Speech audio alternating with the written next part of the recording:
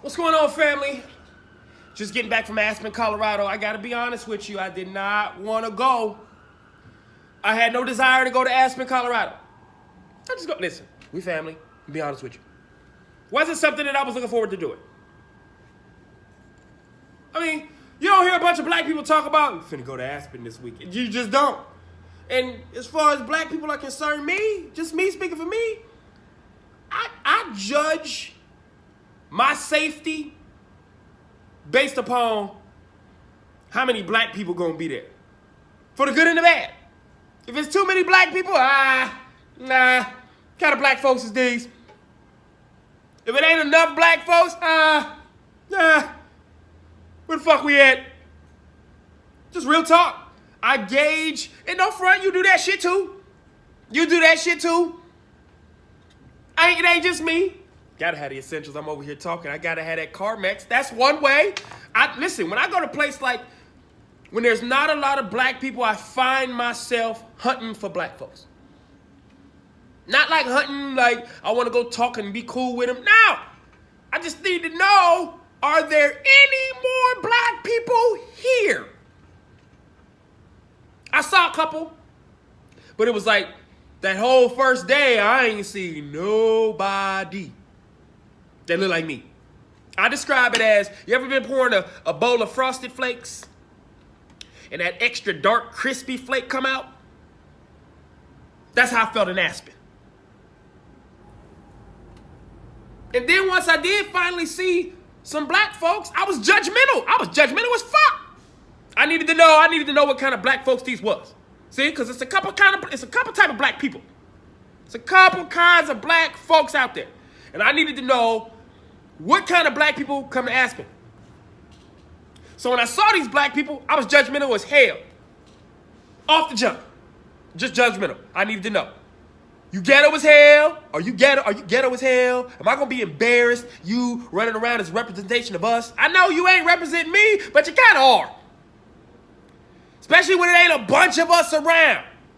When there ain't a bunch of us, the last thing as a black dude you want is somebody embarrassing you. Even if you don't know him. You know why? Because most white folks think we know each other. I've had people, ask me questions that was the dumbest questions in the world, only based on the other person that they talk about is black. Have you ever been to Chicago? Yeah, I've been to Chicago a couple times. My buddy Darren lives there. You know Darren? No, I don't know. Are you sure? Then most people can't describe black people. What's he look like? He's black. What do you mean? He's, a black guy. So as I'm in Aspen, I got all this shit in my mind. Now you might be sitting there going, that's not true. Bullshit. I'm an OG. I grew up most of my life around white folks. And a lot of them have become comfortable with me. I'm like family. So they don't have a problem telling me real shit. Real talk. So as I'm in a place like Aspen, not only am I looking for black people, what kind of black people are here? Saw one dude, he embarrassed me. I don't know if he had just came from the hotel pool or what. He was ashy as all hell. I mean, bruh, come on, fam. You can't be around all these white folks ashy like that. You're making us look bad. That's how I felt. So it probably came off on my face when he looked at me. Because, he looked at me like, and I probably looked at him like, because he was ashy. Oh, buddy I'm not just talking about ashy, knuckle ashy, ankle ashy. No. Old buddy was ashy. Now here's the thing. It's a couple things as a black dude, you just know you just can't do that. And this is what I'm saying, what kind of black people we talking about. Because some black people be ghetto and they'll embarrass you. Then you got the other spectrum of the black dude that don't really, what's the Caitlyn Jenner, he don't identify as black. He Carlton ass. That's what I call folks that, they Carlton ass, yeah. He was that. Now, in my mind, I'm going, bruh, You could go to any one of these it's a gas station over there. It ain't like Aspen is just like so that no, they got little marts and gas stations. He could have went and got him some Carmex. He could have went and got him some damn Vaseline, a tube of Vaseline. Put a little bit in on your knuckles. Rub that shit in. Help me out. You really walking around all these white folks comfortably ashy.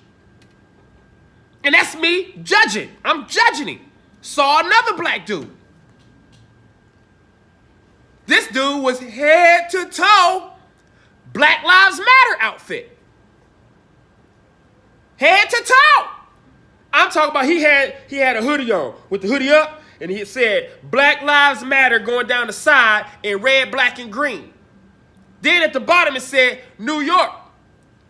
When he turned, he was like walking. So as he walked past me, the back said Black Lives Matter, I can't breathe. Now in my mind, I'm like, yeah, brother, let him know. But at the same time, I'm like, damn. I know. It's fucked up. I'm judgmental. But the difference between me and you, I'm honest about it. I'm honest about it. I need to know, who am I dealing with? Who is out here as a representation of us?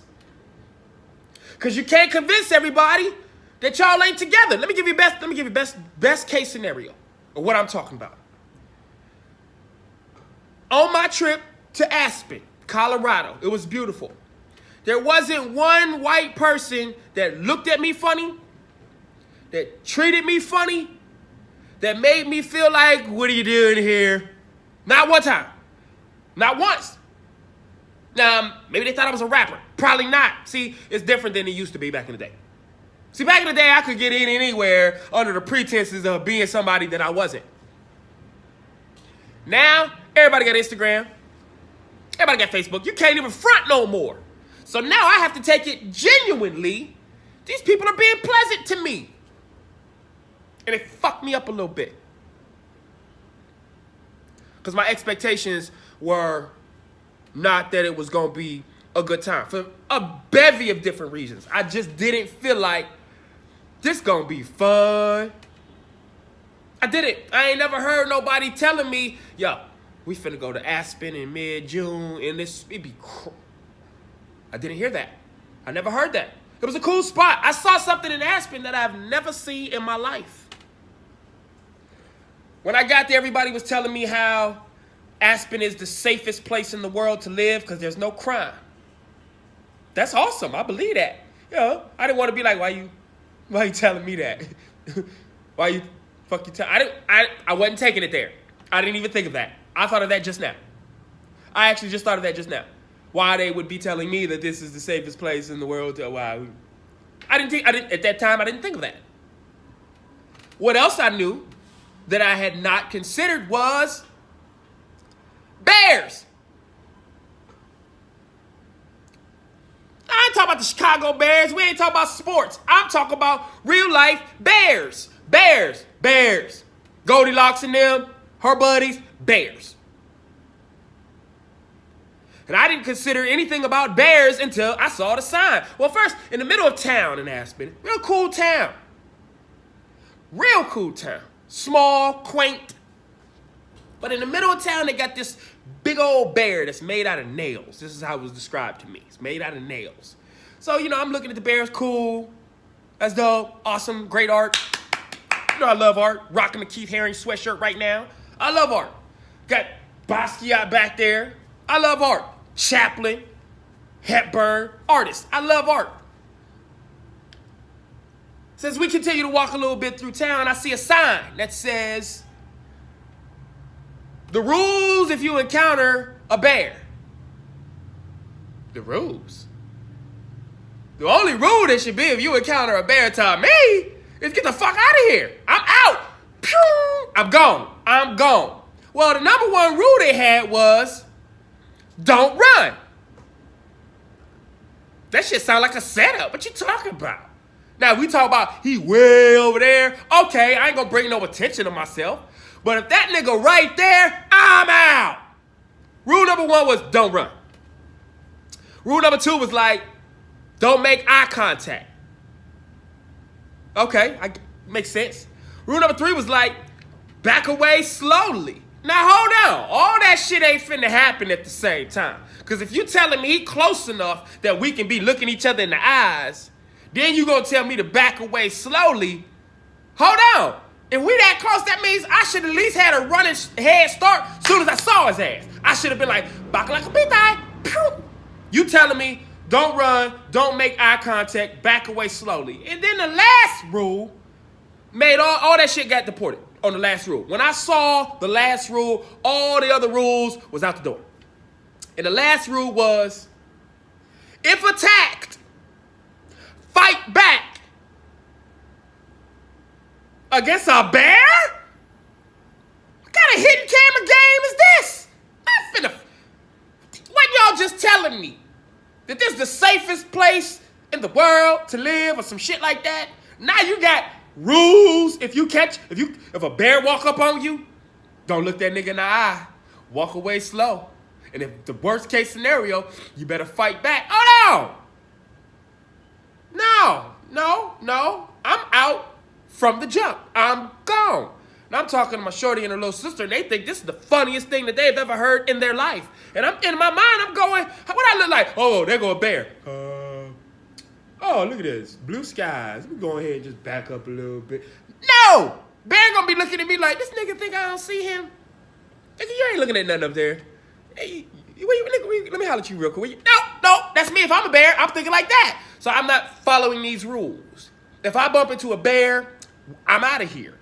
I hope you got something on your feet that's gonna put me in a position that we right here together. Because if not, fight back. I like watching crazy stuff on TV. Y'all know I'm a TV head. I done seen bears beat the shit out the trainer. And this nigga done had him since he was a cub. I done seen a newswoman sit next to a bear for a photo op, and that bear was looking over here like this, and all of a sudden he noticed that she was sitting there. He whooped her ass. And nobody could do nothing. She hollering and screaming, bear slinging her all over the place. The dude that's supposed to be his trainer, he got a damn karate gi on. He chopping the bear. You can't chop no bear, dog, with a gun. I'm all for animal rights. I'm all against animal cruelty. But if a bear is whooping my ass, shoot him. Shoot him. You ain't got no gun on you. What you doing here with no gun? Aspen was cool though. We ate good. Food was good.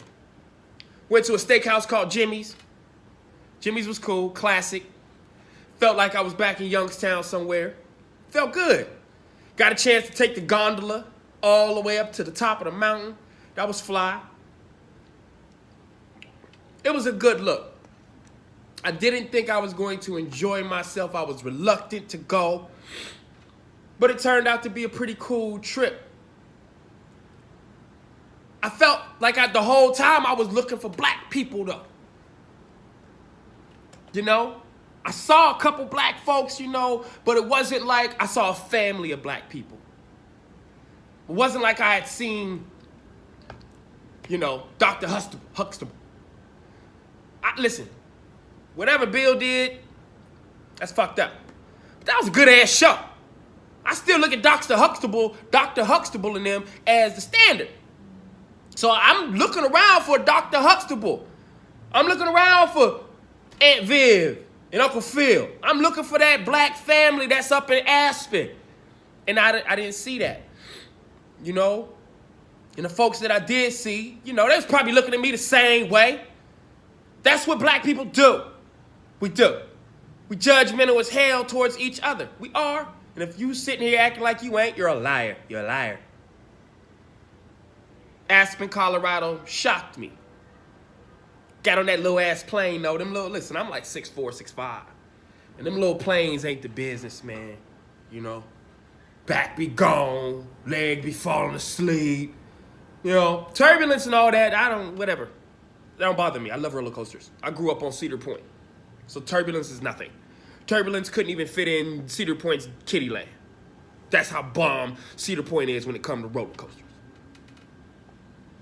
But it's just the comfort zone of the flight that kills me, right? Now, I can fall asleep anywhere.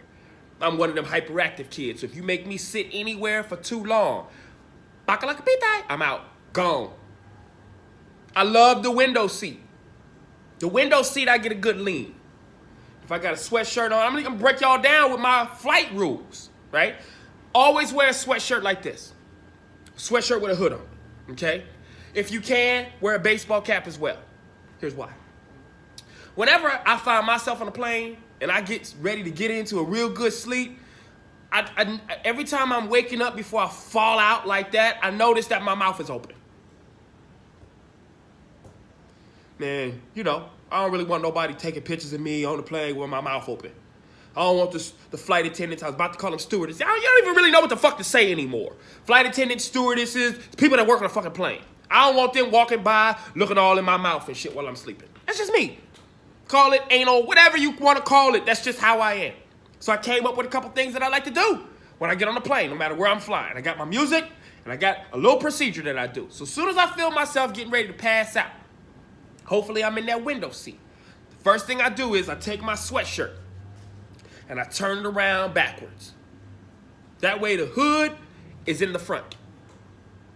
Right? Next thing I do is I make sure my hat is in a nice secure spot. And then I simply pull the hood up over my face. Now some people might go, yeah, but can you breathe this? Ha-ha, that's the key. That's why I have the hat on. See, the hat's got a brim. So it's only gonna let the material of the hood get so close to my face. And sometimes, you know, the flight be cold, chilly even. Ain't nothing like recycling some air throughout your body. Keep you warm. Flight rules. I be on it. You're welcome. Aspen, Colorado. What else happened? Yo, I'm excited to talk about this. Y'all know about E3, right? The Electronic Entertainment Expo. Now, I'm a video game kid. The first time I ever picked up the sticks was on a system called Intellivision. Not Atari, Intellivision. First time I ever picked up the sticks, my mom went out and bought an Intellivision, and I was hooked from that day forward. All throughout my life, I was whooping folks' ass on that game. Whooping people's ass on that game. Not just Intellivision, the Sega Dreamcast, Atari. My boy had a Commodore 64. We used to play that Jordan and Bird. Was it Jordan and Magic? All of them. I was on that game. Another one of my friends had a ColecoVision. Another one of my boys got a TurboGrafx 16. We was on the game. I remember as I got older, and I would be rocking, hosting parties.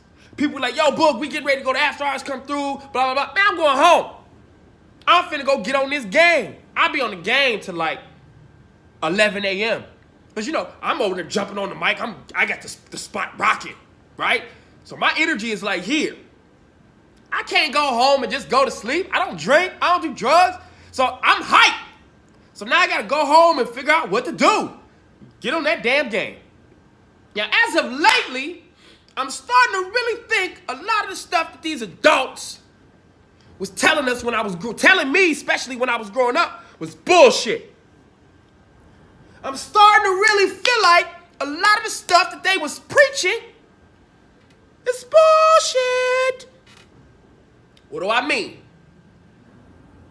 One of my favorite games right now to play is everybody's favorite game, Fortnite. I'm gonna give y'all a minute to turn this part up. One of my favorite games to play right now is Fortnite. I watch Myth get down. I watch Daquan get down. But there's one cat in particular that I can just sit and watch like it's ESPN Sports Center. I can just watch it for hours. There's one dude. And his name is Ninja. Maybe it's because he's from the Midwest. Shout out to Ohio. Shout out to PA. Parts of PA. Y'all consider that the East Coast. Nah, it ain't all the East Coast. The part right next to Youngstown, Ohio is definitely not the East Coast. That's the Midwest too. Sharon, PA, Newcastle, all that. That's Anyway. But this young man, Tyler Bevins, from the Chi, somewhere in Illinois. I don't want to say he's from Chicago. I just know he's from Illinois somewhere. This dude is the truth. Now everybody tells me, oh, he was the god on Halo. He was the king on Halo. I wasn't watching nobody stream Halo. I wasn't on Halo like that. I fucked with Destiny. Season 1 though. Destiny season 1. I feel like the hustle bullshit was on when they gone 3 years later, you gonna give us Destiny 2 and it's this bullshit? It's this? What is this shit? Destiny 1 was crispy because today, I can still go and try to farm some gun that I haven't gotten. When they dropped Destiny 2, I had all the new exotic weapons in a matter of a couple of hours, maybe. I'm exaggerating, but you get it. Then they changed the Grimoire. If you ain't a gamer, you don't get it, but anyway. This dude is not only dope at the game, he's making bread. This dude is pulling over 1 million racks. Nah, it's not right. Dollars. He's pulling over $1 million a month. He's pulling over $1 million a month to play video games. And people like me, to have people like me watching.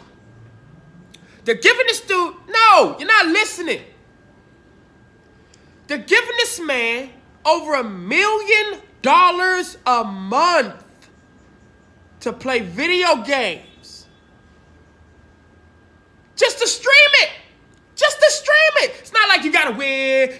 No, just hit this button, record yourself, put it up there, and this is what I learned about this dude. He went from 1 million subscribers to 13 million subscribers in 100 days. He went from 1 million to 13 million in 100 days. The dude is making guapola, and my problem with this is, the only problem that I have with this is the people that was advising me didn't know what the fuck they was talking about. You mean to tell me this whole time I could have been just eating off the video game? Now I know times change, but still, they didn't prepare us for this. The dude is making over $1 million playing video games. I'm lost. And he's cold with it. We ain't talking about some cat that just, he alright. No, everybody else is alright. This dude is the truth. He's the truth. I got a chance to go to E3. Me and Audrey. Y'all don't know, Audrey's my Great Dane. She goes everywhere with me. I don't care where we at. She ain't go to Aspen. But generally, she be with me. So when I stroll, she stroll. We at E3. And it was amazing. The things that I was seeing, just as a video game head. The games that are coming out, the games that are going to be released. It was just amazing. But I don't know if it was just me, but I was waiting to see Ninja. So they had this dope little pro-am where professional gamers play with the amateur gamers, and they took a bunch of influencers, a bunch of basketball players. This person from that show and this person from this show were teamed up against and with these professional players. And I feel like it wasn't just me, but everybody had a feeling Ninja was gonna win this shit. Ninja teamed up with Marshmello. And just like everybody thought, they won that shit. When this dude walked into the arena,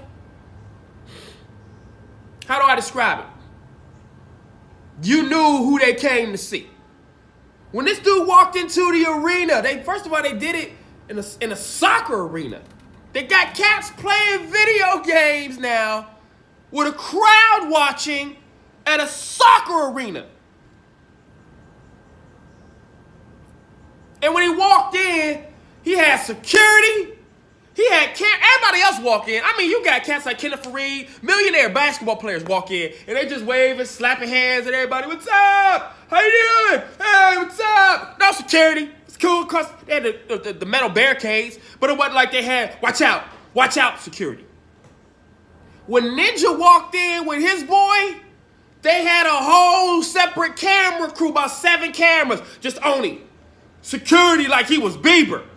I'm like, get the fuck out of. I was proud of the cat. Never met him in my life. I don't know him like that. But I was proud of him. Cat like me, cat like my boys, my homegirls that all grew up on video games.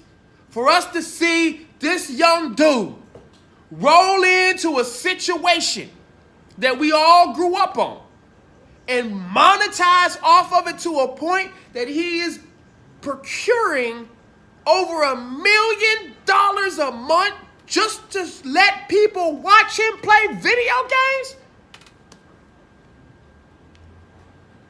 Gotta give it up to him. You gotta give it up to him. He was able to do something that I wasn't able to do that. And it sucks a little bit. Because I feel like a lot of shit that's happening, if that shit would have been happening some years ago, I'd have been killing all this shit. And I know I ain't the only one that feel like that.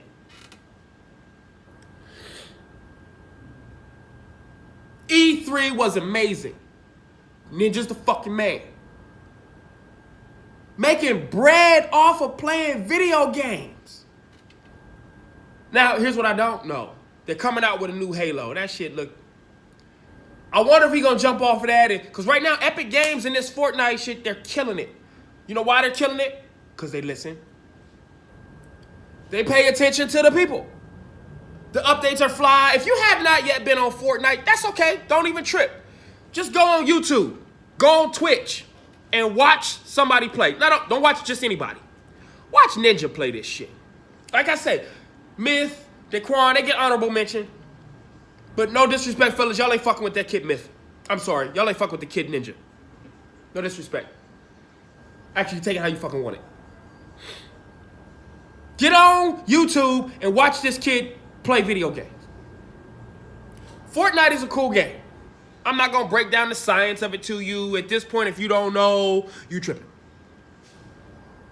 But to be able to watch him get his funky off and get compensated for it, parents, you got to stop. Listen, this shit is changing so fast. Your kid can be in his room making beats, rapping, and the next thing you know, he could be making more money than you have made in the past 30 years off of something that you never saw coming. Something that you probably told him, stop doing that shit and do this shit. I ain't say let him run free, but don't act like you know everything. Guidance is cool. But you didn't think nobody was going to be making over $1 million a month playing no fucking video games. I know I did it. I'd have told people to fuck off a long time ago. Nigga, I'm practicing. It's crazy, but I love it. I love the craziness of where we at right now. E3 was nuts. I'm still on my diet, y'all. I've been juicing every day. Now, I took a little break off that diet when I went to Aspen. You know. Actually, I did have a green juice the one day. But I throw everything in my juice. Kale, cauliflower, broccoli, spinach, mango, orange juice, chia seeds, turmeric. You know, I'm trying to be here for a little while. And I think that's a lot of stuff that we don't think about when we little, when we younger. We think it's just we got it like that, you know? But as you get older, you be like, what the hell was that? Woo. And then it don't go away real quick. You be like, okay, hold on. Maybe that yoga shit wasn't a bad idea. It's the Hollywood University Stereo Podcast. It's crazy that I've been talking to y'all for a half hour. I have the gift of gab. I could talk about anything to anybody for however long. That's my gift.